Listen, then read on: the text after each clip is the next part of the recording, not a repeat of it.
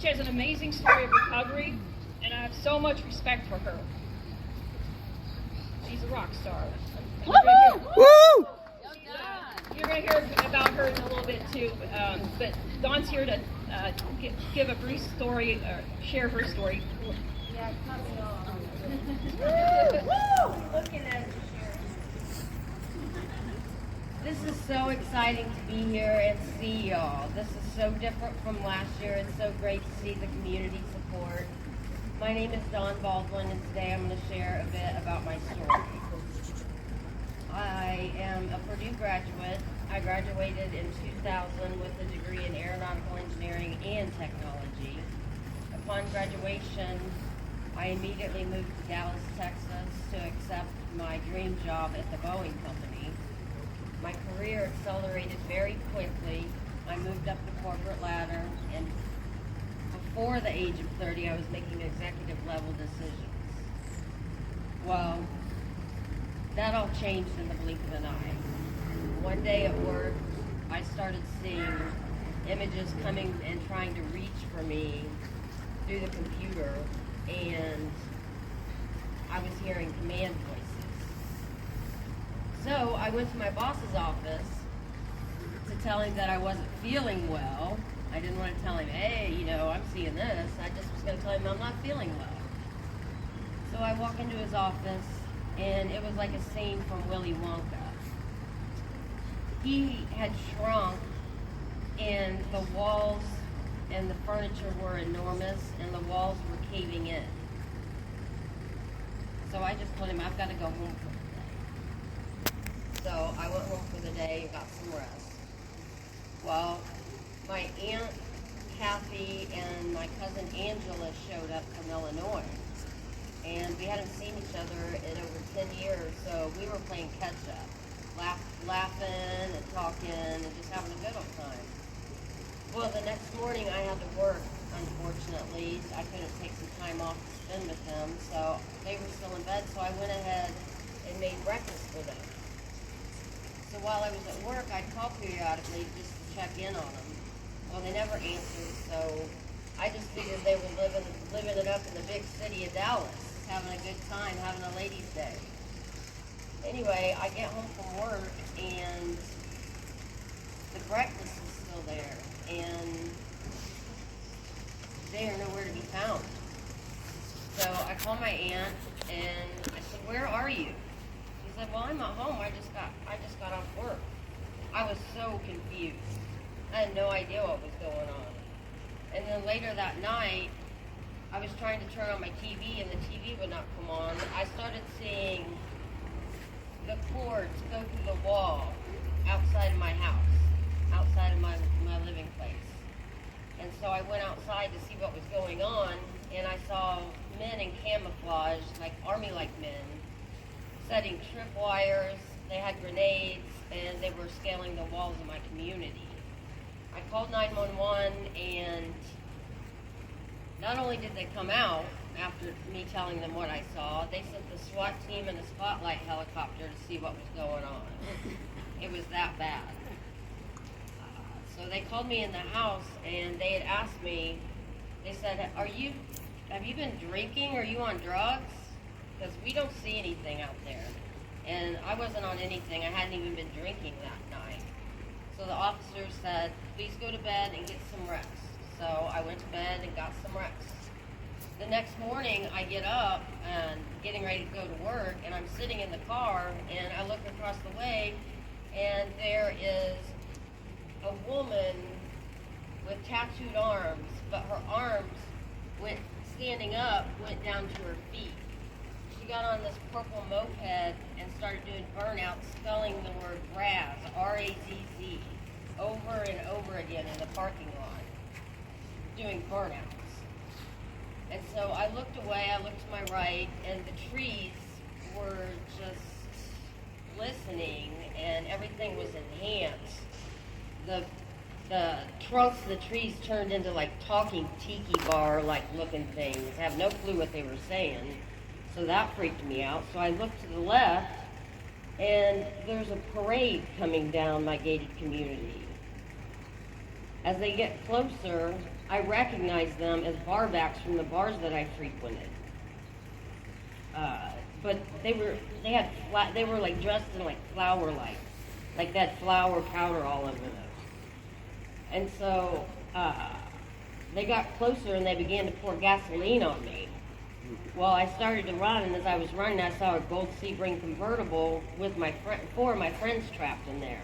So I ran inside my place and grabbed a carving knife and a butcher knife. I went back out and was trying to save my friends because now they had lighters and matches and were trying to set the car on fire. So I began slashing the convertible, screaming, "Help me, help me, help me!" And all of a sudden I hear the words, "Drop your weapons." So I dropped my knives. The police sat me down on the curb and in front of the wheel well. While I was sitting on the curb, the police are asking me what's going on. I'm like, my friends are in there. They have gasoline. They're going to set them on fire.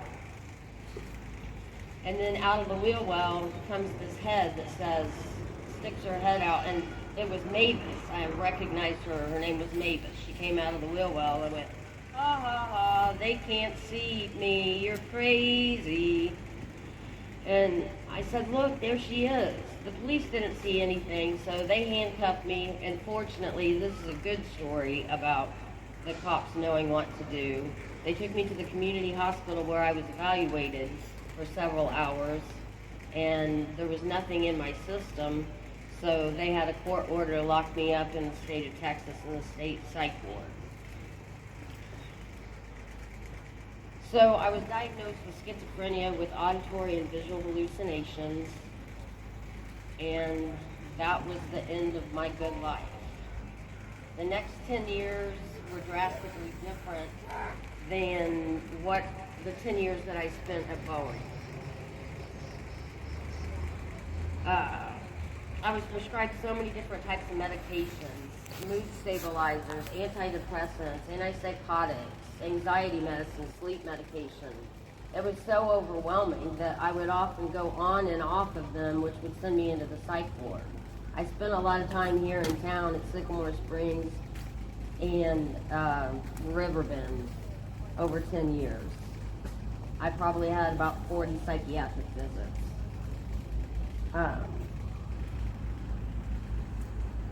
But when that happened, I would be put on even more medication, which gave me more pills to take and more side effects to deal with. I was drinking more than I ever had in my life. Vodka became my coping skill to deal with the hallucinations, the visual and auditory hallucinations. I would couch surf with different friends from high school and college years that I lived in Indiana. Eventually I ran out of places to stay. I was left on the streets in Lafayette. Eventually I found out about resources through Lafayette Transitional Housing in Lum, so I spent my days at the day center at Lafayette Transitional Housing, and I was able to sleep at the night shelter because of Lum. Thank you, Lum.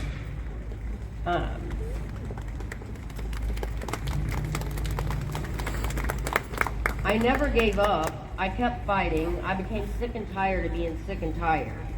I was so fed up, so I decided to reclaim my life. And I did this by becoming medication compliant, taking my pills when I was supposed to, taking all of them, and not going off of them. I quit drinking. I've been sober for 3.5 years now. Thank you. I dove deeper into my therapy. I developed healthier relationships and boundaries with the people around me. I started working and got involved in the community.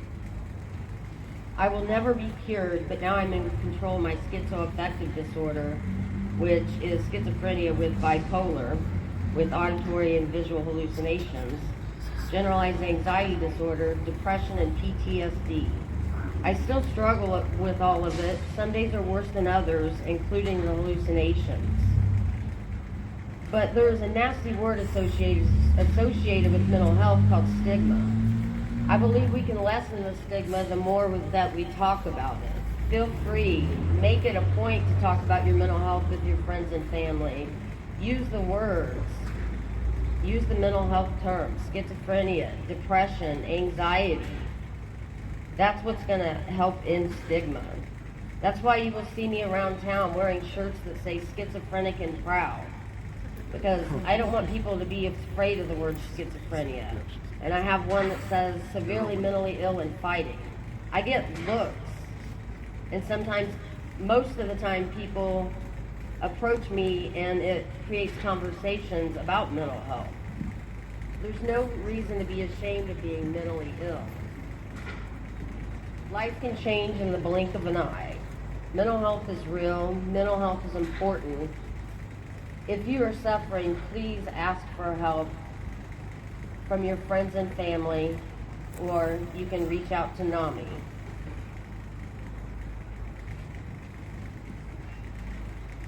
I walk for NAMI because mental health matters to me and the world we live in.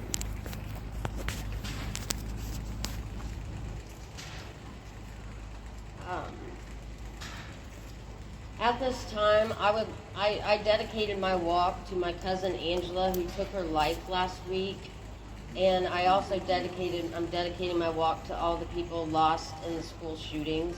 So if we could, just take a moment of silence for all of those lost this year.